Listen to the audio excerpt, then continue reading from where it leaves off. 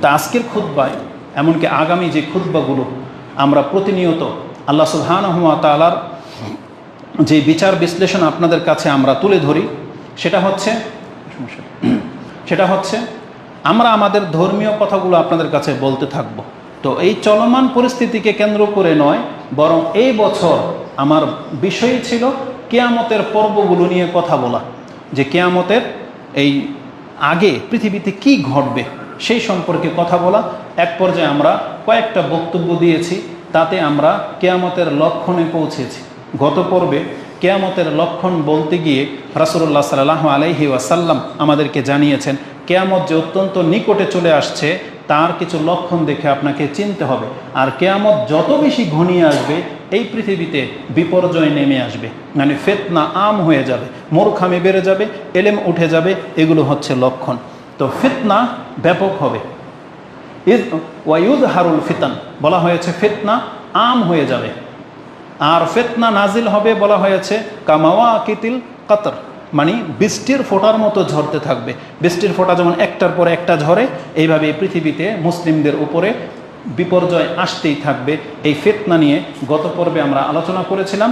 তাতে ফিতনা শব্দটার অর্থ নিয়ে কথা বলেছিলাম, যে ফিতনা মানে হচ্ছে বিপর্যয়, ফিতনা মানে হচ্ছে পরীক্ষা, ফিতনা মানে হচ্ছে বিপদ আপদ, ফিতনা মানে হচ্ছে শাস্তি।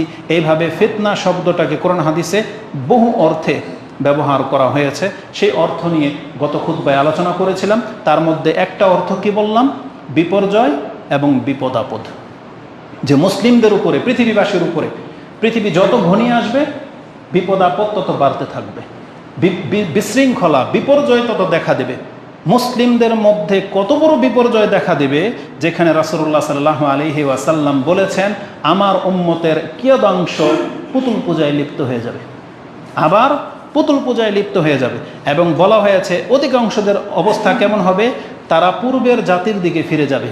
বলছে ইহুদি নাসারা, বলছে ফামান, তাহলে আর নয়তো কে? তার মানে অধিকাংশ মুসলিমদের চরিত্র ইহুদি নাসারাদের মতো হয়ে যাবে।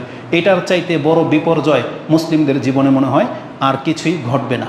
তো এটা যেহেতু পৃথিবীর একেবারে শেষ দিকে ঘটবে, এজন্য এই চ্যাপ্টারটা আমরা একবারে শেষ দিকে আলোচনা করব। আজকে যেই জিনিসটি, যেই ফিতনাটা দিয়ে আমি শুরু করব, সেটা হচ্ছে মুসলিমদের উপরে সবচেয়ে বড় ফিতনা যেটা ছেয়ে যাবে, সেটা হলো মুসলিমের দ্বারা মুসলিম ক্ষতিগ্রস্ত হবে। মুসলিমের দ্বারা মুসলিমের ক্ষতিগ্রস্ত হবে, এটা আল্লাহর রাসূল সাল্লাল্লাহু আলাইহি সাল্লাম তিনি ভবিষ্যৎবাণী করে আমাদেরকে জানিয়েছেন। এই মর্মে হাদিসের কিতাবগুলোতে পর্ব রয়েছে, যেমন ইমাম মুসলিম রাহিমাহুল্লাহ তিনি তার 54 নম্বর পর্বে কিতাবুল ফিতান, তার 5 নম্বর পর্বটা হচ্ছে, তিনি বলেছেন বাবুন, এই অধ্যায় হলো ফি হালাকি হাযিহিল উম্মাহ বাদুহুম বিবাদ, এই উম্মত একে অন্যের দ্বারা ক্ষতিগ্রস্ত হবে। এটা হচ্ছে এই পর্বে। তারপর তিনি ওখানে কিছু হাদিস এনেছেন। সেই হাদিসের মধ্যে আমাদেরকে জানানো হয়েছে যে মুসলিমের ক্ষতির সবচেয়ে মুখ্য কারণ হবে। এটা রাসূলুল্লাহ সাল্লাল্লাহু আলাইহি ওয়াসাল্লাম তিনি বিজাতির পূর্বের জাতির ইতিহাস থেকে যেটা আঁচ করতে পেরেছিলেন, এবং যেই জিনিসগুলো পূর্বের জাতির জন্য ক্ষতির কারণ ছিল, এবং যেভাবে পূর্বের জাতিকে আল্লাহ ধ্বংস করেছেন, এই প্রত্যেকটা জিনিসকে সামনে রেখে রাসূলুল্লাহ সাল্লাল্লাহু আলাইহি ওয়াসাল্লাম আল্লাহর কাছে দোয়া করেছিলেন যে আমার উম্মতের ক্ষেত্রে যেন এটা না ঘটে। পূর্বের জাতিকে ডুবিয়ে মারা হয়েছিল, আমার উম্মতকে যেন ডুবিয়ে মারা না হয়। পূর্বের জাতিকে ওই প্লাবিত বন্যা দিয়ে, দুর্ভিক্ষ দিয়ে ধ্বংস করা হয়েছিল, আমার উম্মতকে যেন সমূলে ডুবিয়ে বা দুর্ভিক্ষ দিয়ে ধ্বংস করা না হয়। এটা রাসূল সাল্লাল্লাহু আলাইহি ওয়াসাল্লাম আঁচ করতে পেরেছিলেন, এবং তিনি আল্লাহর কাছে এগুলো এক এক করে দোয়া করে চেয়ে নিয়েছিলেন। তার মধ্যে একটা দোয়া এটাও ছিল যে আমার উম্মত যেন বিভক্ত না হয়ে যায়, এবং তারা একে অপরের সাথে যেন লড়াই না করে। আল্লাহ এটা আপনি কবুল করেন। আল্লাহ সেটা কবুল করেননি। ওই হাদিসটা ইমাম মুসলিম রাহিমাহুল্লাহ এভাবে কোট করেছেন যে রাসূলুল্লাহ সাল্লাল্লাহু আলাইহি ওয়াসাল্লাম তিনি বলেন সালতু রাব্বি আন সালাস, আমি আমার রবের কাছে 3টা জিনিস চেয়েছিলাম।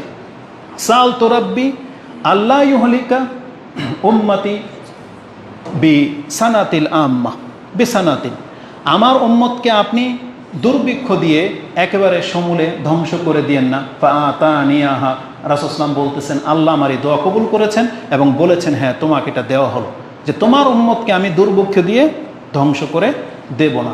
তারপর তিনি বলেন যে সালতুহু, আমি আমার রবের কাছে চেয়েছিলাম আল্লাহ ইউহলিকা উম্মতি বিল গারক, আপনি আমার উম্মতকে ডুবিয়ে মেরে দিয়েন না। আপনারা তো জানেন যে ডুবিয়ে মারা হয়েছিল কাকে কাকে, তার মধ্যে একটা হলো ফেরাউন এবং তার পুরো সাম্রাজ্যের লোকগুলোকে, তার পুরো টিমটাকে আল্লাহ ডুবিয়ে মেরেছিল। তার আগে আল্লাহ কাউকে মারেনি ডুবে? নূহ আলাইহিস সালামের জাতিকে ডুবিয়ে মারা হয়েছিল। তো রাসূলুল্লাহ সাল্লাল্লাহু আলাইহি সাল্লাম বলেন, আমার উম্মতের পাপের কারণে তাদেরকে আল্লাহ আপনি এইভাবে সমূলে ডুবিয়ে ধ্বংস করে দিয়েন না। ফাআতানিয়াহা, আমাদেরকে সেটা দেওয়া হয়েছে। রাসূলের কারণে আমরা আজকে পাপী হয়েও আল্লাহর সে আযাব থেকে আমরা বেঁচে গেছি, আলহামদুলিল্লাহ। আল্লাহুম্মা সাল্লি আলা মুহাম্মদ। তো রাসূলুল্লাহ সাল্লাল্লাহু আলাইহি ওয়াসাল্লামের এই দুইটা দোয়া আল্লাহ কবুল করেছিলেন। তৃতীয়ত যেটা আমাদের জন্য সবচেয়ে বড় ভয়ঙ্কর বিষয়, রাসূল সেটাও চেয়ে নিলেন। তিনি বললেন, ফাসালতুহু আল্লা ইয়াজআলা বাসাহুম বাইনাহুম, আল্লাহ তারা যেন একে অপরের সাথে দ্বন্দ্বে না জড়িয়ে যায়, আপনি আমার থেকে এটা কবুল করেন। ফামানা আনিয়াহা, রাসূল সাল্লাল্লাহু বলতেছেন আমাকে নিষেধ করে দেওয়া হলো যে না, আপনার এই দোয়া কবুল করা হবে না, বরং আপনার উম্মত এমন একটা জাতি তারাই নিজেরাই নিজেদেরকে ধ্বংস করবে, এজন্য আপনার এই দোয়াটা কবুল করা হলো না। তো রাসূলুল্লাহ সাল্লাল্লাহু আলাইহি ওয়াসাল্লামের দোয়াটা কবুল করা হয় নাই। তার মানে রাসূল সাল্লাল্লাহু আলাইহি ওয়াসাল্লাম আঁচ করতে পেরেছিলেন যে আমার উম্মতের এক অংশ আরেক অংশকে ধ্বংস করে দেবে। এই হাদিসটা ইমাম মুসলিম তার কিতাবুল ফিতানের মধ্যে এনেছেন, যেটা ৭১৫২তে পাবেন। এই হাদিসটাই তার দুইটা হাদিস আগে ৭১৫০-এ এইভাবে আপনি পাবেন যে আল্লাহ তাকে এইভাবে বলেছিলেন, ওয়া ইন্না রাব্বি কাল, রাসূল সাল্লাল্লাহু আলাইহি ওয়াসাল্লাম বলতেছেন আমার রব আমাকে বলেছেন, ইয়া মুহাম্মদ ইন্নী ইযা কাদাইতু কাদাআন ফাইন্নাহু লা ইউরাদ্দু, আমি যখন কোনো ফয়সালা করে ফেলি সেই ফয়সালা আর রদবদল হয় না বা রদবদল করার প্রয়োজন হয় না। ওয়া ইন্নী আতাইতুকা লিউম্মাতিকা আল্লা উহলিকা বিসানাতিল আম্মা, আমি আপনাকে দিয়ে দিলাম জান, আপনার উম্মতকে আমি দুর্ভিক্ষ দিয়ে ধ্বংস করব না, এবং আপনার উম্মতের উপরে একটা মর্যাদা এটাও দিলাম যে পুরো পৃথিবীর কাফের যদি একত্র হয়ে যায় আপনার উম্মতকে মানে মুসলিমদেরকে সমূলে ধ্বংস করে দেবে, তারা যদি একসাথেও হয়ে যায় কোনো দিন, তারপর আপনার উম্মতের উপরে তারা জয়ী হতে পারবে না। মানে বিজাতির শত্রুরা মুসলিমদেরকে কোনোদিন হালাক করে দিতে পারবে না, সমূলে বিনাশ করে দিবে, এটা হবে না কিয়ামতের মাঠে, যেটা কাফেররা চায়। কাফেররা চায় সমস্ত মুসলমানদেরকে হত্যা করে দেবে, কিন্তু ওরা যদি সব রাষ্ট্র এক হয়ে যায়, তারপর রাসূল সাল্লাল্লাহু আলাইহি ওয়াসাল্লাম বলেছেন আল্লাহ সেই দায়িত্ব নিয়েছেন যে ওরা পারবে না। তাই আল্লাহ সুবহানাহু ওয়া তাআলা বলতেছেন যে ও আল্লাহ উসাল্লিতা আলাইহিম আদুওয়ান, আমি তাদের উপরে তাদের শত্রুদেরকে চাপিয়ে দেব না, তবে মিন সিওয়া আনফুসিহিম, তাদের বাহিরের শত্রু, তারা কোনোদিন তাদের উপরে আক্রমণ চালিয়ে তাদেরকে ক্ষতি করতে পারবে না। ইয়াস্তাবিহু বাদুহুম, তাদের মর্যাদা নষ্ট করবে, তাদেরকে সমূলে ধ্বংস করে দিবে, এটা হইতে পারে না। এমনকি ওয়ালাউ ও আল্লাহ এমন আলাইহিম মাম বি আকতারিহা, তারা যদি চতুর্দিক থেকেও ঘেরাও করে তারপরও তাদেরকে সমূলে ধ্বংস করতে পারবে না। হাত্তা, কতক্ষণ পর্যন্ত? ইয়াকুনু বাদুহুম ইউহলিকু বাদান ওয়া ইয়াসবি বাদুহুম বাদান, তবে আপনার উম্মত নিজেই নিজেদেরকে হত্যা করবে এবং নিজেই একে অপরকে বন্দী বানাবে। এই হাদিসটি ইমাম মুসলিম এবং ইবনে মাজাতে এবং অন্যান্য কিতাবে আছে। মুসলিমে আপনি হাদিসটি ৭১৫০-এ পেয়ে যাবেন। তাহলে এই হাদিসের সাথে বাস্তবতার কত মিল দেখেন। আলী রাদিয়াল্লাহু তাআলার যুগ থেকে নিয়ে নেন এ পর্যন্ত পুরো পৃথিবীতে এই ক্ষমতাকে কেন্দ্র করে মুসলিমের দল এক দল আরেক দলকে হত্যা করে, তাদের খেলাফ গেলেই হত্যা করে এবং বাকিদেরকে বন্দি করে, যাকে যেভাবে পায় যে কোনো উদ্দেশ্য নিয়ে তারা এটাকে বন্দি করে। যেমন এই চলমান পরিস্থিতিতে যে ভিডিও ক্লিপগুলো আমরা দেখলাম বা পেলাম, যে একটা রাষ্ট্রের নায়ক মুসলিম, কিন্তু তার খেলাফ যাওয়ার কারণে এমন কিছু ব্যক্তিকে তিনি বন্দি বানিয়েছেন, এমনকি প্রাণে মেরিয়ে দিয়েছেন শুধু তার দলের খেলাফ হওয়ার কারণে, অথচ তারা মুসলিম। অথচ রাসূল সাল্লাল্লাহু আলাইহি ওয়াসাল্লাম এই কথাটাই বলেছিলেন যে মুসলিম মুসলিমকে হত্যা করবে, মুসলিম মুসলিমকে বন্দি বানাবে। কোনো কাফের শাসক হিসেবে আমাদের দেশে কিন্তু আসে নাই যে কাফের এই কাজটা করেছে, সেও একটা মুসলিম, যাদেরকে করেছে তারাও মুসলিম, অথচ এইভাবে মানুষকে হত্যা করে ক্ষমতার জন্য, যেটা আমাদের ইসলামের খেলাফ। এটা কত বড় পাপ, সেদিকে আপনাকে আমি ইঙ্গিত করব। তো রাসূল সাল্লাল্লাহু আলাইহি ওয়াসাল্লামের এই ভাষাটাকে আল্লাহ তাকে জানিয়েছেন যে আপনার উম্মত এই মুসলিম মুসলিমকে হত্যা করবে, মুসলিমই মুসলিমকে বন্দি বানাবে, আর তাই হচ্ছে। এটা হচ্ছে আমাদের প্রেক্ষাপট, কিন্তু কোরআন হাদিসের সাথে এদের কোনো সম্পর্ক নাই। এই কথাগুলা মাদ্রাসায় ছাড়া কোনো স্কুল ভার্সিটিতে পড়ানো হয় না, তার মধ্যে এই হিতাহিত জ্ঞানগুলো তাদের নাই। তারা মনে করে যে তারা হকের লড়াই লড়তেছে, কিন্তু আফসোস হয় আমাদের দাড়ি টুপিওয়ালা এক শ্রেণীর মানুষের জন্য, তারা নাকি হাদিস পড়ে, তারা নাকি ইসলামিক দল, তারাও এই নাশকতার সাথে জড়িত, শুধু এইমাত্র ক্ষমতাকে কেন্দ্র করে। আর বলতে গেলে আমরা হয়ে যাই ফাসাদকারী, বলতে গেলে আমরা হয়ে যাই সরকারের পাচাটা গোলাম, অথচ আপনি কোরআন হাদিসের খেলাফ গিয়ে কিন্তু এই কাজটা করতেছেন। আপনি দিন কায়েম করবেন আর আপনি মুসলিমকে হত্যা করবেন, এই অধিকার আপনার নাই। এখানে একটা সূক্ষ্ম কথা বলে দিই, আপনি মদিনার ইতিহাস যদি জানেন, মদিনাতে রাসূলুল্লাহ সাল্লাল্লাহু আলাইহি ওয়াসাল্লামের জীবদ্দশায় মুনাফিক ছিল, রাসূলুল্লাহ তাদেরকে চিনতেন, কিন্তু আপনার কোনো ইতিহাস রেকর্ড আছে যে কোনো মুনাফিককে রাসূল সাল্লাল্লাহু হত্যা করেছে শুধু মুনাফিক হওয়ার কারণে, বা মুনাফিক হওয়ার কারণে মদিনা থেকে বের করে দিয়েছেন? করেন নাই। বরং রাসূল সাল্লামকে জিজ্ঞাসা করা হয়েছিল, ইয়া রাসূল আপনি তো জানেনই মুনাফিককে হত্যা কেন করেন না? তখন রাসূল বলেছেন, বরং আমার ব্যাপারে অপবাদ দেওয়া হবে যে মুহাম্মদ তার সঙ্গীদেরকে হত্যা করে। মুনাফিক জেনে শুনে রাসূল সাল্লাল্লাহু হত্যা করে নাই, শুধু বাহ্যিকভাবে মুসলিম হওয়ার কারণে। আর আমরা তো পৃথিবীতে যেহেতু রাসূল নাই, আর এখন তো মুনাফিক ঘরে ঘরে আছে, কিন্তু আমরা তো চিনি না, আমরা তো কাউকে চিনি, সবাইকে তো আমরা মুসলিম রূপ দেখতে পাচ্ছি। তাহলে একটা ব্যক্তি বাহ্যিক মুসলিম, আপনি চিনেন না সে মুনাফিক, যদি চিনতেন একটা কথা, আপনি তো ধারণার ভিত্তিতে তাকে হত্যা করতেছেন।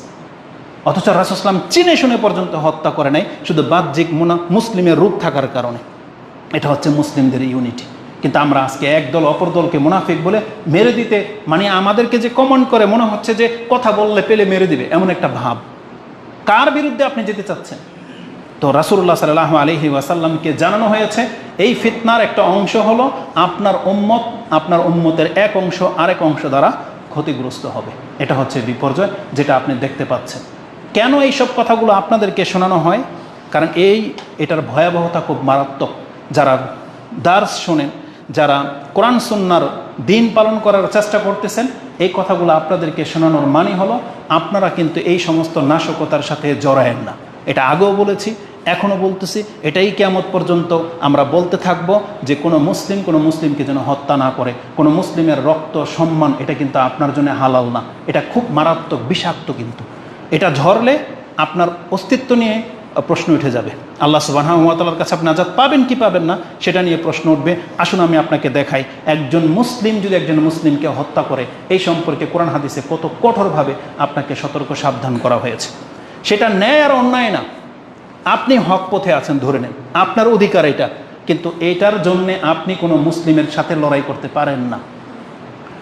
যে হাদিসের মধ্যে আছে যে তার হক আদায় করতে গিয়ে মরে গেল সে শহীদ, ওই হাদিসের মধ্যে এটা কিন্তু বলা নাই যে আপনি তার সাথে হক নিয়ে লড়াই করেন, বরং সে আপনার হক নিয়েছে, আপনাকে মেরে দিল ঘরে ঢুকে, আপনি অস্ত্র উঠান নাই, আপনি শহীদের মর্যাদা পাবেন। হাবিল আর কাবিলের ঘটনাতে সেটা আছে, তাই না? আপনারা তো ওই হাদিসের ভিত্তিতে রাস্তায় নেমেছেন যে আমার হক আদায় করতে গিয়ে যদি আমি মরে যেতে শহীদ, আপনি ভুল ব্যাখ্যায় শিকার হয়েছেন।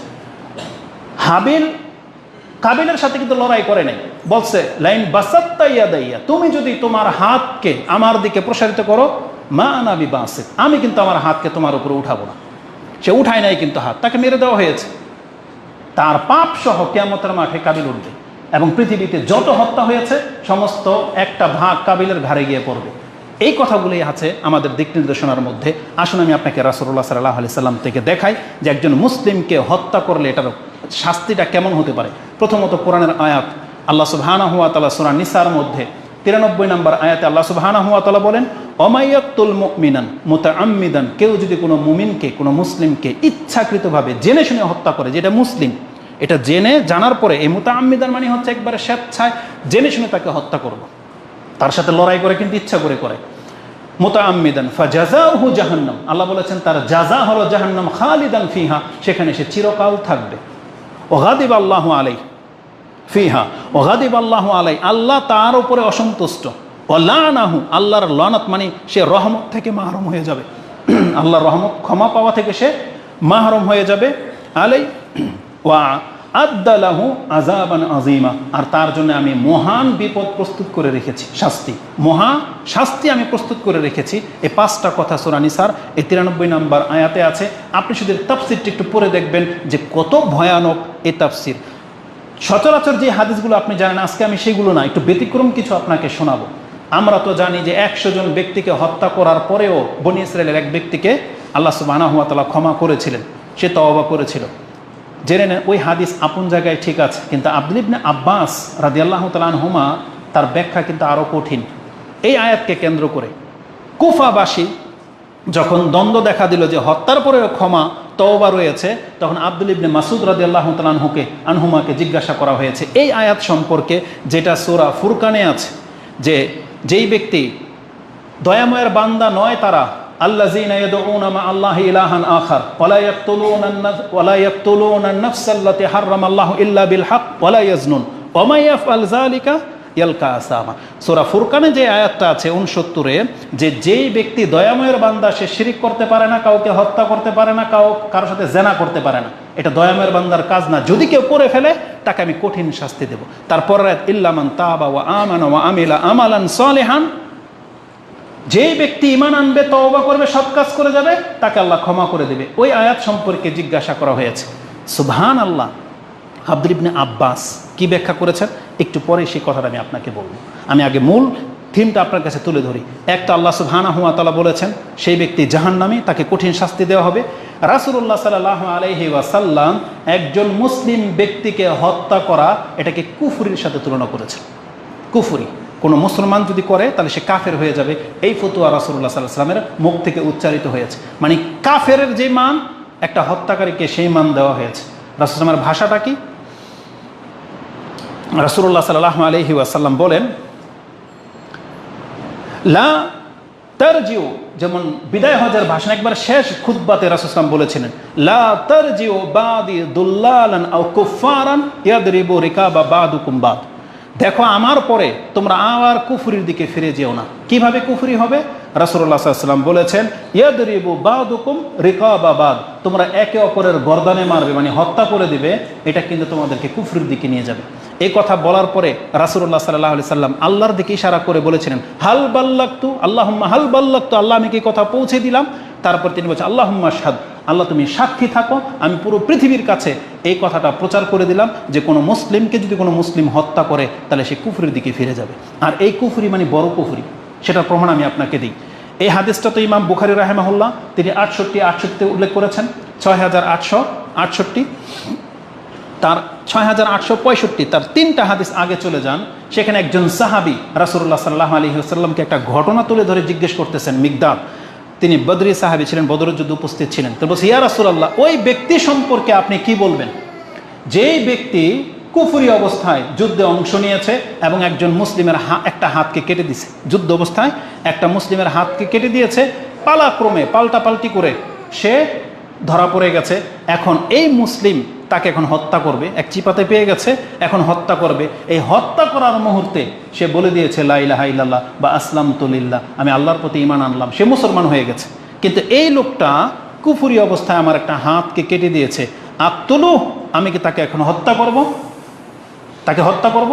কারণ সে এই ভাষাটাই বলেছিল, ফাইন্নাহু তারাহা ইহদা ইয়াদাইয়া, সে আমার একটা হাতকে ফেলে দিয়েছে, এখন তাকে আমি পেয়ে গেছি, এখন যখনই আমি তাকে হত্যা করব, সে কি করেছে, সুম্মা কালা যালিকা বাদামা কাতাহা, আমার হাত কেটে দেওয়ার পরে এখন মরবে, এখন বলতেছে আসলামতু লিল্লাহ, আমি আল্লাহর প্রতি ঈমান নিয়ে আসলাম, এখন আমি কি করব? আক্তুলু, আমি কি তাকে এখন হত্যা করব? রাসূল সাল্লাল্লাহু আলাইহি ওয়াসাল্লাম বলছে, লা তাকতুলু, লা তাকতুলহু, তুমি তাকে হত্যা করবা না। কেন?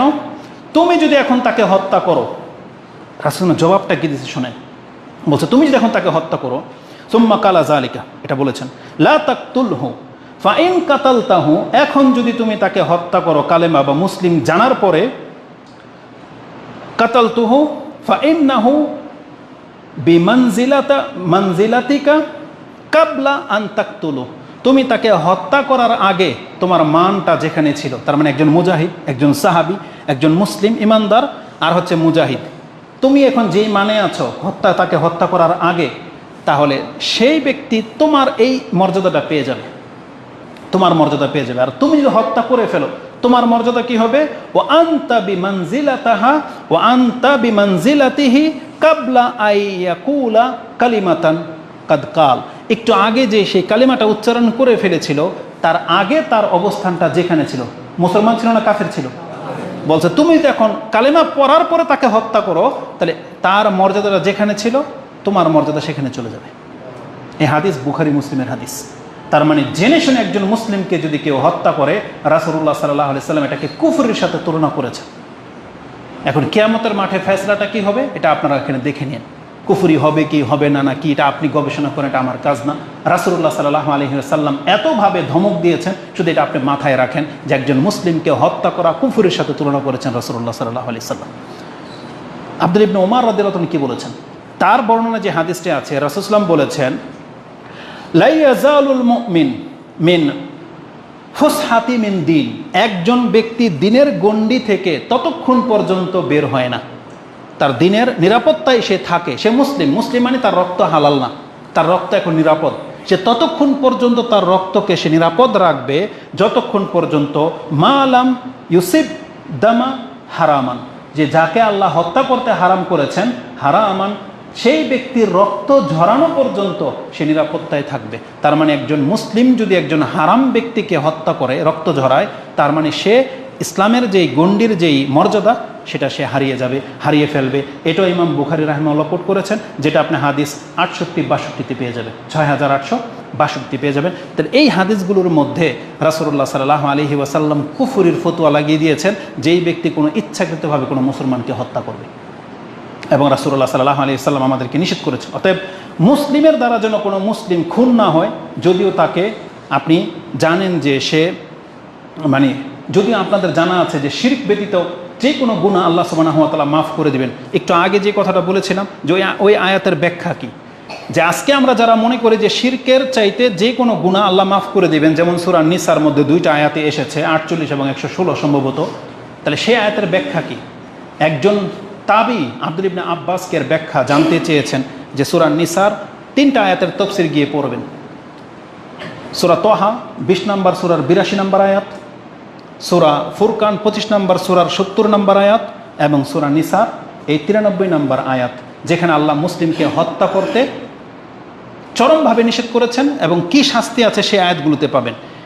একজন তাবি আব্দুল ইবনে আব্বাসকে জিজ্ঞাসা করেছেন, সুয়েলা ইবনে আব্বাস মান কাতালা মুমিনান মুতাআম্মিদান সুম্মা তাবা, একজন ব্যক্তি ইচ্ছাকৃতভাবে একজন মুসলিমকে হত্যা করলো, সুম্মা তাবা তারপরে তওবা করলো, ও আমানা ওয়া আমিলা সালিহান সুম্মা ইহতাদা, এই শব্দগুলো ওই সূরা তাহা 20 নম্বর সূরার 82 নম্বর আয়াতে আছে, যে ওয়া ইন্নী লাগাফফারুন লিমান তাবা ওয়া আমানা ওয়া আমিলা সালিহান সুম্মা ইহতাদা, আল্লাহ বলেছেন নিশ্চয়ই আমি ওই ব্যক্তিকে ক্ষমা করব যেই ব্যক্তি তওবা করে ফিরে আসলো, ঈমান আনলো, সৎ কাজ করতে থাকলো এবং হেদায়েতের উপরেই থাকলো, তাকে আমি ক্ষমা করব। এই আয়াতের তাফসীর সম্পর্কে জিজ্ঞাসা করেছেন। এটা শুনে আব্দুল ইবনে আব্বাস বলতেছেন, ওয়াইহাহু, আক্ষেপ তার জন্য, ওই ব্যক্তির জন্য, ওয়া আন্না লাহু হুদান, যেই ব্যক্তি একটা মুসলিমকে হত্যা করতে পারে তাহলে সেই ব্যক্তি হেদায়েতের উপরে রইল কই? তুমি বলতেছো যেই ব্যক্তি তওবা করে নিল, হেদায়েতের পথে চলে আসলো, তাহলে হেদায়েতের পথে থেকে কাউকে হত্যা করলো, তাহলে এটা তার হেদায়েতের প্রমাণ? তো বলছে ওই হাহু, তার জন্য আক্ষেপ, সে কি করে হেদায়েতের পথে রইল যেই ব্যক্তি একটা মুসলিমকে হত্যা করতে পারে? এটা আব্দুল ইবনে আব্বাস বলতেছেন। তারপর তিনি বলতেছেন, সামিয়াতু নবিয়াকুম সাল্লাল্লাহু আলাইহি ওয়াসাল্লাম, আমি তোমাদের নবীর মুখ থেকে এটা শুনেছি, ইয়াকুল, রাসূল বলেছেন, ইয়াজিউল কাতিল, কিয়ামতের মাঠে একজন হত্যাকারী আসবে, ইয়াজিউল কাতিল, কাতিল আসবে, ওয়াল মাকতুল, এবং যাকে হত্যা করা হয়েছে সে আসবে, ইয়াউমাল কিয়ামাতি মুতাআল্লিকুন বিরাসি সাহিবিহি, একজন আরেকজনের মাথা ধরে নিয়ে আসবে। হত্যাকারীর মাথা ধরে নিয়ে আসবে, যে ব্যক্তি খুন হয়েছে, হত্যাকৃত ব্যক্তি, ওই হত্যা হয়েছে, সে তার মাথা ধরে নিয়ে আসবে এবং আল্লাহর কাছে বলবে, ইয়াকুল রব্বি সাল হাজা লিমা কাতালানি, আল্লাহ আপনি ওকে জিজ্ঞেস করেন ও আমাকে কেন হত্যা করেছিল। আল্লাহর কাছে খুনিকে ধরে নিয়ে আসে এই হত্যাকৃত ব্যক্তি বলবে, আল্লাহ ওকে জিজ্ঞেস করেন ও আমাকে কিসের জন্য হত্যা করেছিল। যারা এখন এই চলমান প্রেক্ষাপটে যদি বলি, যারা যাকে হত্যা করেছেন, এক শ্রেণীর পুলিশদেরকে হত্যা করেছেন, আর পুলিশরা ছাত্রদেরকে হত্যা করেছে, সাধারণ পাবলিককে হত্যা করেছে। একটা পুলিশকে যদি এভাবে ধরে নিয়ে আসা হয়, মুসলমান ব্যক্তি, কোনো কাফের হলে তার কথা জিজ্ঞেস করার দরকার নেই, ও তো জাহান্নামী। কিন্তু মুসলিমকে যদি জিজ্ঞেস করে তুমি ওকে কেন গুলি করছিলা, হত্যা করছিলা, এ কী জবাব দেবে? যে আমার নেত্রীকে বাঁচানোর জন্য। আর এই ছাত্র যারা একটা পুলিশকে পিটিয়ে মেরে ফেলছে, মুসলিম, ও কি জবাব দেবে আল্লাহর কাছে? যে আল্লাহ তোমার দিন প্রতিষ্ঠা করার জন্য এটা করেছি, নাকি বলবে আমি কোটা গ্রহণ দখল করার জন্য? কি জবাব দেবে? তারা কি জন্য মাঠে নেমেছিল? এটা আল্লাহর দিন প্রতিষ্ঠা করার জন্য। তাহলে একটা ব্যক্তি স্বার্থ বা আপনার অধিকার নিয়ে আপনি মাঠে নেমেছেন আর পিটিয়ে মেরে দিলেন, কি জবাব দিবেন আল্লাহ সুবহানাহু ওয়া তাআলার কাছে? আর গতকালকে কে যেন একটা ভিডিও ক্লিপ পাঠাইছে, এটা আসলে মেনে নেওয়ার মতো না। মুসলমান দেশে মুসলিমরা এমনটা করবে? আমার তো মনে হয় যে এরা মুসলমান না যারা এটা করেছে, যে পুলিশের টিম, কারণ এটা ইন্ডিয়ান পুরা সোলজারটা ছিল সম্ভবত, নাইলে কোনো মুসলমান পুলিশ এইভাবে কোনো মুসলমানকে মারতে পারে না।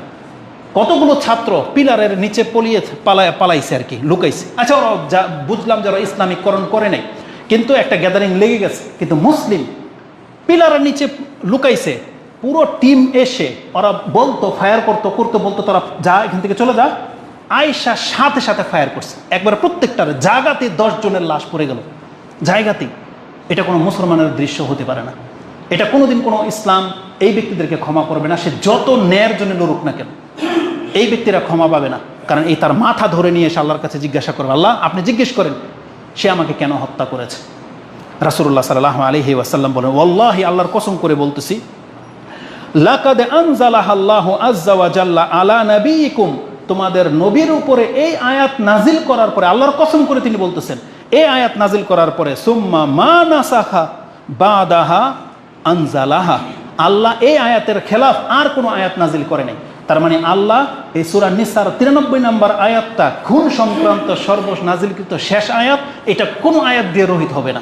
ওই সূরা ফুরকানের তারপরে তোহার কোনো তওবার আয়াত এই আয়াতটাকে রহিত করতে পারে না। এটা আব্দুল ইবনে আব্বাস কসম করে বলতেছেন, এটা হচ্ছে খুন সংক্রান্ত সবচেয়ে শেষ আয়াত। তার মানে এই ব্যক্তির তওবা গ্রহণযোগ্য হবে না, ও শাস্তি পাবেই পাবে, ও শাস্তি পাবেই পাবে। যেমন ধরেন বিচারে বাংলার জমিনে বা ইসলামিক শাসনের আমলে কি বিচার কি কেসাস, যেটা একজন খুনি যদি 1000 বার তওবা করে, রাষ্ট্রের নায়কের ক্ষমতা আছে ওকে মাফ করে দেওয়ার?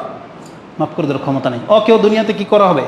কেসাস করে ওকে হত্যা করে দেওয়া হবে। তাহলে দুনিয়াতে যেহেতু ওর তওবা গ্রহণযোগ্য হচ্ছে না, ওকে শাস্তি পেতেই হবে। এটাই হচ্ছে কিয়ামতের বিধান, কিয়ামতের মাঠে ওকে শাস্তি পেতেই হবে।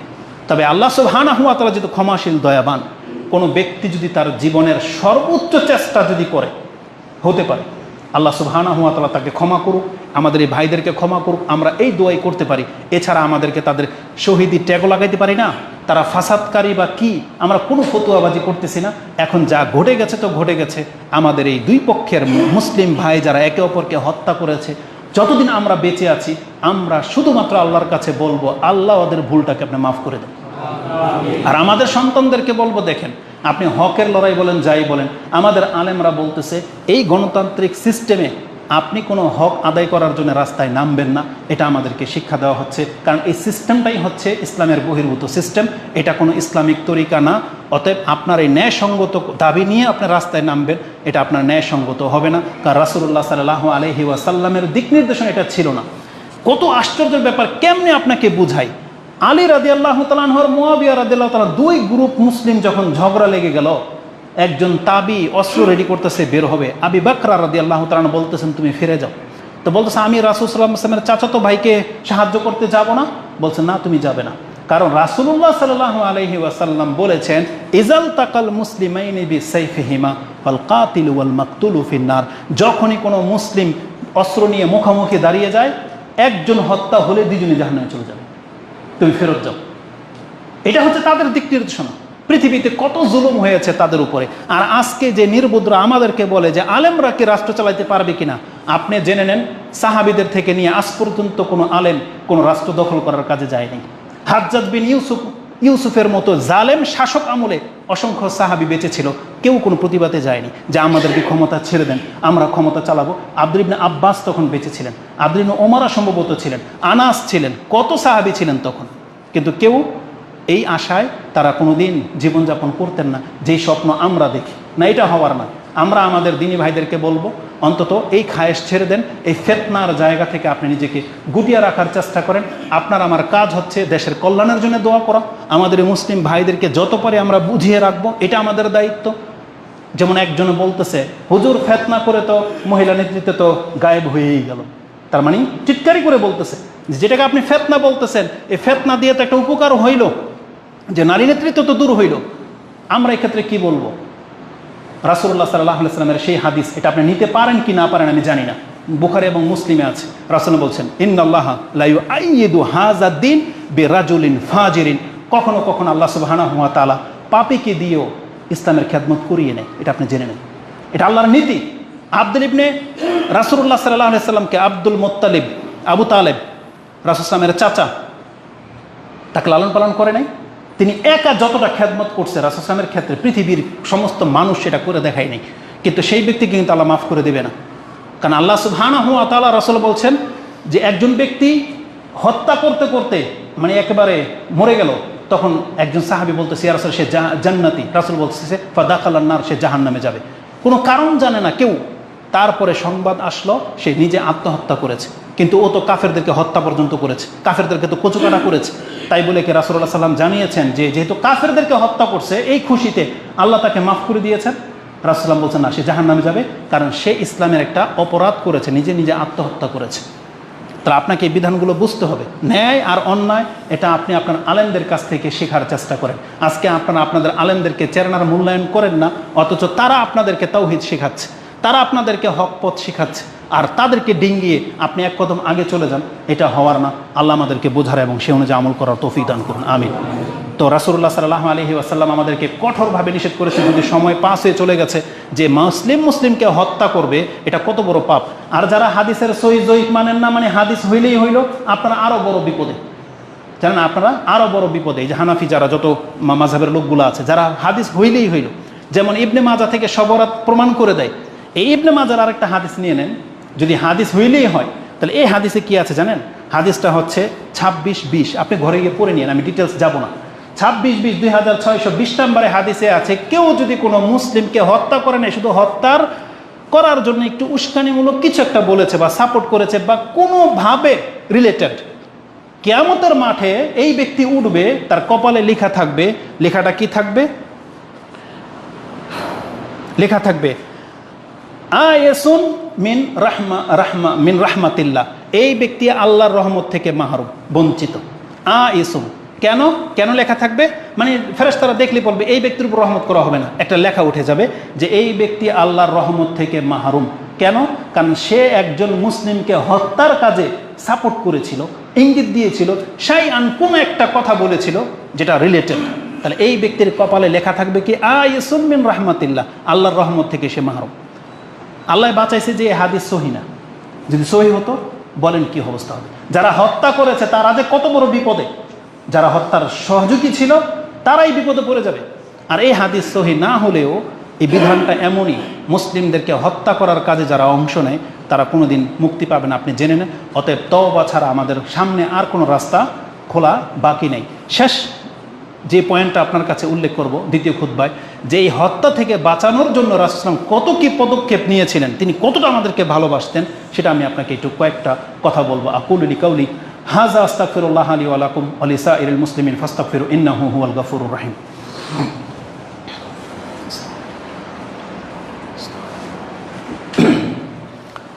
আলহামদুলিল্লাহ ওয়াসসালাতু ওয়াসসালামু আলা রাসূলিল্লাহ, আম্মা বাদ। রাসূলুল্লাহ সাল্লাল্লাহু আলাইহি ওয়াসাল্লাম তিনি চেয়েছিলেন কোনোভাবে যেন কোনো মুসলিম হত্যা না হয়, আর এর জন্য রাসূল সাল্লাল্লাহু আলাইহি ওয়াসাল্লাম কঠোর ভূমিকা রেখেছিলেন, কঠোর ভূমিকা। তিনি কতভাবে আমাদেরকে বুঝিয়েছেন, শোনেন রাসূল সাল্লাল্লাহু আলাইহি ওয়াসাল্লাম কি বলেছেন। সাফওয়ান তিনি বলেন, হাল সামিআতু মিন রাসূলিল্লাহি সাল্লাল্লাহু আলাইহি ওয়াসাল্লাম শাই, তাকে জিজ্ঞাসা করা হয়েছে রাসূল সাল্লাল্লাহু আলাইহি ওয়াসাল্লামের কাছ থেকে কি আপনি কিছু শুনেছেন? বলছে কালা নাম। সামিআতু ইয়াকুল মান ইসতাতা আল্লাহ ইউহালা বাইনাহু ওয়া বাইনাল জান্নাতি বিমিলই কাফিহি মিন দামিন আহারাকাহু ফালিয়াফাল। কোনো ব্যক্তির যদি ক্ষমতা থাকে এটা যে আমি আমার এবং আমার জান্নাতের মাঝে সামান্যতম গ্যাপ, দূরত্ব তৈরি করব না, এর জন্যে আমি একজন যত বড় স্বার্থ চলে যাক, কিন্তু আমি একটা মুসলিমের এক আঞ্জলি রক্ত ঝরাবো না। আপনি হত্যা করার কথা বলা হয়নি, তার মানে আপনি একটা আঘাত করেছেন বা কিছু একটা করেছেন, ওর গা থেকে যদি এক আঞ্জলি রক্ত ঝরে যায় তাহলে আপনার আর জান্নাতের মধ্যে একটা ব্যবধান তৈরি হয়ে যাবে, আপনি জান্নাতে ঢুকতে পারবেন না। এই হাদিস বুখারীতে রয়েছে। রাসূল বলেছেন যে চায় যে আমার আর জান্নাতের মধ্যে কোনো ব্যবধান তৈরি না হোক, তাহলে সে যেন নিজেকে বিরত রাখে যে তার দ্বারা যেন মুসলিমের গায়ে থেকে এক আঞ্জলি রক্ত যেন না ঝরে, সেজন্য নিজেকে বাঁচিয়ে রাখে। রাসূলুল্লাহ সাল্লাল্লাহু আলাইহি ওয়াসাল্লামের মুসলিমের প্রথম হাদিস যেটা বলেছিলাম, যখন দুইজন মুসলিম একে অপরের সাথে লড়াইয়ের মুখোমুখি হয়, রাসূল বলেছেন ইজা মুসলিমানে হামালা আহাদুহুমা আলা আখিহি সিলাহ, যখন দুইজন মুসলিম মুখোমুখি হয় আর একজন আরেকজনের উপরে তার অস্ত্রকে তাক করে, যখন অস্ত্র রেডি করেছে, বের করলো, ইটা হল, গুলি বলেন, বল্লম, জুত্তা, যেটাই বলেন না কেন, তরোয়াল, তীর, যাকে দিয়ে আপনি আঘাত করার জন্য প্রস্তুত যদি বের করেন, রাসূল বলেছেন ফাহুমা আলা হুফরাতিন, ফাহুয়া আলা হুফরাতিন আছে, আরেকটা শব্দ হলো ফাহুয়া আলা জোরফি জাহান্নাম, তারা দুইজনেই জাহান্নামের যে গর্ত আছে গর্তের উপরে গিয়ে দাঁড়ালো। তারা জমিনে দাঁড়ায় নাই, এই অস্ত্র নিয়ে দাঁড়ালে জাহান্নামের গর্তের উপরে গিয়ে দাঁড়ালো। যদি ফাইজা কাতালা আহাদুহুমা, একজন যদি হত্যা হয়ে যায়, দাখালা জামিয়ান, দুইজনে জাহান্নামে চলে যাবে। যে মারছে সেও জাহান্নামে যাবে, যে মরল সেও জাহান্নামে যাবে। বুখারী মুসলিমের হাদিসের মধ্যে যে কথাটা আছে, হাজা কাতিলুন ফামা বালুল মাকতুল ইয়া রাসূলুল্লাহ, এটা তো হত্যা হয়ে গেছে, বুঝলাম নাকি, ও মানে খুনি জাহান্নামে যাবে, কিন্তু যে মরে গেল ও কেন জাহান্নামে যাবে? রাসূল বলেছেন ইন্নাহু কানা হিরসুন আলা কাতলি সাহিবিহি, কারণ সেও তার সঙ্গীকে মারার জন্য প্রচেষ্টা চালিয়েছিল, কিন্তু সে পারে নাই, মরে গেছে। সে লড়ালড়ি করে পারে নাই, মরে গেছে, এই জন্য সে জাহান্নামে যাবে। কিন্তু সে যদি তার ভাই হাবিলের মতো কথা বলতো যে তুমি আমাকে মারতে আসছো, আমি তোমাকে মারবো না, এখন যদি এই ব্যক্তি তাকে তারপরও মেরে দিত, তাহলে এর জীবনের যত পাপ আছে আর তার পাপ, এই দুই পাপ গিয়ে খুনির ঘাড়ে পড়তো। আর আল্লাহ হত্যাকৃত ব্যক্তিকে, মানে যে ব্যক্তি হত্যা হয়েছে, সে মরে গেছে, তাকে আল্লাহ সুবহানাহু ওয়া তাআলা শহীদের মর্যাদা দিতেন বা ক্ষমা করে দিতেন। কিন্তু যেই ব্যক্তি অ্যাকশনে যাবে, অস্ত্র ধরবে, ঢিল ছুটছেন, আপনি সেই মর্যাদা পাবেন না, বরং আপনি কাল কিয়ামতের মাঠে ফেসে যেতে পারেন, যেটাই কোরআন হাদিসের বর্ণনাগুলোতে রয়েছে। রাসূলুল্লাহ সাল্লাল্লাহু আলাইহি ওয়াসাল্লাম বলেছেন আমাদেরকে বাঁচানোর জন্য, দেখেন একটা হাদিস ছেড়ে দিলাম, একটা হাদিস শুধু আমি আপনার কাছে কোট করি। রাসূল বলছেন লা ইউশিরু আহাদুকুম আলা আখিহি বিসসিলাহ, কোনো ব্যক্তি যেন তার মুসলিম ভাইয়ের দিকে অস্ত্রকে তাক না করে, তরোয়াল হাতে নিয়ে বা একটা অস্ত্র অথবা ওই যে শ্যুট করার জন্য বন্দুক রেডি করছেন, রাসূল বলছেন কোনো মুসলিমের দিকে যেন তাক না করে। কত ভদ্রভাবে রাসূল কথাটাকে বুঝিয়েছেন যে আপনার ইচ্ছা নাই ওকে হত্যা করার, কিন্তু আপনাকে হুমকি দিয়েছেন, শুধু তাক করেছেন। রাসূল কি বলেন জানেন? হতে পারে ফাইন্নাহু লা ইয়াদরি, তুমি জানো না, সে জানে না, লা আল্লাহ শায়তান ইয়ানজিউ ফি ইয়াদিহি, শয়তান তার হাতে ধাক্কা দিয়ে দিতে পারে। আল্লাহ কথাটাকে শয়তানের দিকে নিয়েছেন রাসূল সাল্লাল্লাহু আলাইহি ওয়াসাল্লাম, যে তোমার কোনো দোষ নাই, তুমি জাস্ট ইশারা করেছিলা, শয়তান পেছন দিকতে হয়তো টিকারটাকে টিপ দিয়ে দিয়েছে, ধাক্কা দিয়ে দিয়েছে। অনেক সময় হয় না এরকম? আপনি তখন কি বলেন ধরা পড়লে, আমার ইচ্ছা ছিল না ওকে মারার, ভারী লেগে গেছে কেমনে যেন, আমি ওকে মারতে চাইনি, বলেন কি না? এই কথাটি রাসূল সাল্লাল্লাহু আলাইহি ওয়াসাল্লাম বলেছেন। কারণ তুমি ওকে মারো নাই, কিন্তু তোমার অপরাধটা কি ছিল? তুমি অস্ত্রটাকে খুলে ওর দিকে ধরলা কেন? লা আল্লাহ শায়তান, রাসূল বলেছেন শয়তান হতে পারে তোমার হাতে ধাক্কা লাগিয়ে দিবে, আর লেগে গেলে কি হবে? ইয়াদিহি ফায়াকাউ ফি জুরুফি মিন জাহান্নাম, এই ঘটনার কারণে তুমি জাহান্নামের একেবারে গভীরে চলে যাবে। অতএব রাসূলুল্লাহ সাল্লাল্লাহু আলাইহি ওয়াসাল্লাম আমাদেরকে বিভিন্নভাবে বুঝিয়েছেন যে দেখেন কোনোভাবে যেন একজন মুসলিমের দ্বারা একজন মুসলিম হত্যা না হয়। ওই হাদিসগুলো আপনাকে ছেড়ে দিলাম। এই হাদিসটা হচ্ছে বুখারীতে 7072 নম্বরে রয়েছে, এবং এই রিলেটেড হাদিস একটা আছে 1398, তিরমিজিতে এই হাদিসটা পড়বেন। রাসূল বলেছেন আল্লাহ যেটা মনে করেন, কি আছে এই হাদিসটা ইম্পর্টেন্ট, কালা লাউ আন্না আহলাস সামাই ওয়াল আরদ, আকাশ এবং জমিনের সবাই যদি একত্র হয়ে কোনো একজন মুসলিমকে যদি হত্যা করে, ইয়াশতারিকু ফি দামি মুমিন, একজন মুমিনকে মারার জন্য সবাই অংশ নিয়েছে, কারা? পুরো পৃথিবীবাসী, পুরো আকাশবাসী সবাই যদি একজন মুসলিমকে হত্যা করার শামিল হয়, মুসলিম, লা আকুব্বাহুম হুল্লাহু আকুব্বাহুমুল্লাহু ফিন্নার, আল্লাহ সমস্ত সৃষ্টিটাকে জাহান্নামে ফেলে দিবেন শুধু একজন মুসলিমের রক্তের বদলা নেওয়ার জন্য। সমস্ত সৃষ্টিটাকে আল্লাহ সুবহানাহু, যারাই অংশ নিয়েছিল, যদি ফেরেশতারা অংশ নেয় বা আকাশের যারা আছে তারাও যদি অংশ নেয়, আল্লাহ আকাশ এবং জমিনের সমস্ত মানুষকে জাহান্নামে নিক্ষেপ করে দেবে। এটা এতটা গুরুত্বপূর্ণ ব্যাপার।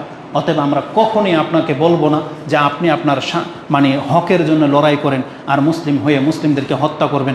আল্লাহ আমাকে এবং আপনাদেরকে এই ফিতনা থেকে বাঁচিয়ে রাখুন। আমরা যেন কোনো অবস্থাতে একজন মুসলিমের অপমান না করি বা মুসলিমের রক্ত না ঝরাই। আল্লাহ তুমি আমাদের জবান এবং হাতকে হেফাজত করো, এবং আমাদের দ্বারা যে ভুল ভ্রান্তিগুলো হয়ে গেছে আল্লাহ এর জন্য তুমি আমাদেরকে পাকড়াও করো না, আমাদের নির্বুদ্ধিতার কারণে আল্লাহ তুমি আমাদেরকে ক্ষমা করে দাও। এবং আমরা দোয়া করি ওই সমস্ত মুসলিম ভাইদের জন্য যারা না বুঝে এতে অংশ নিয়েছিল এবং হতাহতের ঘটনা ঘটেছে, যারা হয়তো সাধারণ ছিল, যাদেরকে এমনিতে হত্যা করা হয়েছে, আল্লাহ তাদেরকে তুমি ক্ষমা করে দাও। এবং যারা জুলুম করেছে আল্লাহ তারা তোমারই বান্দা, যেমনটা ঈসা আলাইহিস সালাম বলেছেন, যেমনটা আমাদের রাসূল চেয়েছেন। আল্লাহ তুমি যদি তাদেরকে ক্ষমা করে দাও, তোমাকে কোনো জবাবদিহি করতে হবে না। আমরা মুসলিম ভাই হিসেবে তোমার কাছে এটাই আবদার করি, আল্লাহ যারা হতাহতের ঘটনা শিকার হয়েছে, আল্লাহ তুমি তাদেরকে ক্ষমা করে দাও।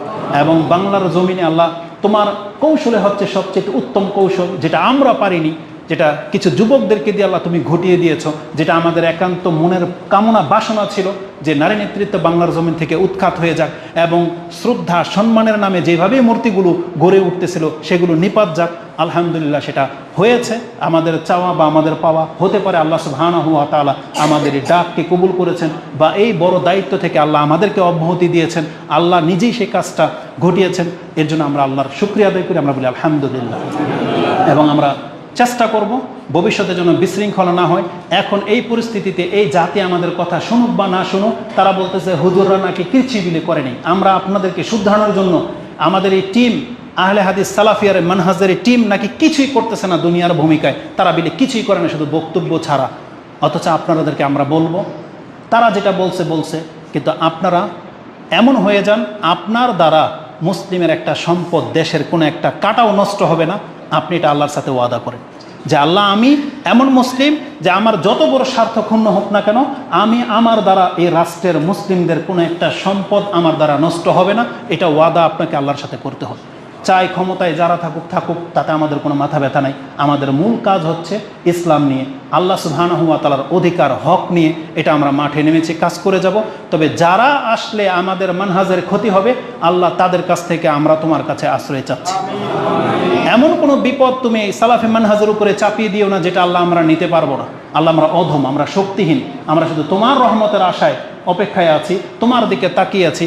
আল্লাহ আমরা দুর্বল, তুমি আমাদেরকে হেফাজত করো। আমিন ইয়া রাব্বাল আলামিন।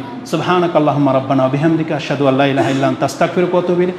ইবাদাল্লাহ রাহিমাকুমুল্লাহ, ইন্নাল্লাহা ইয়া'মুরুকুম বিল আদলি ওয়াল ইহসান ওয়া ইতা'i যিল কুরবা ওয়া ইয়ানহা আনিল ফাহশা'i ওয়াল মুনকারি ওয়াল বাগি ইয়া'iযুকুম লাআল্লাকুম তাযাক্কারুন। উযকুরুল্লাহা ইয়াযকুরুকুম ওয়া লাযিকরুল্লাহি আকবার। আল্লাহু ইয়া'লামু মা তাসনাউন।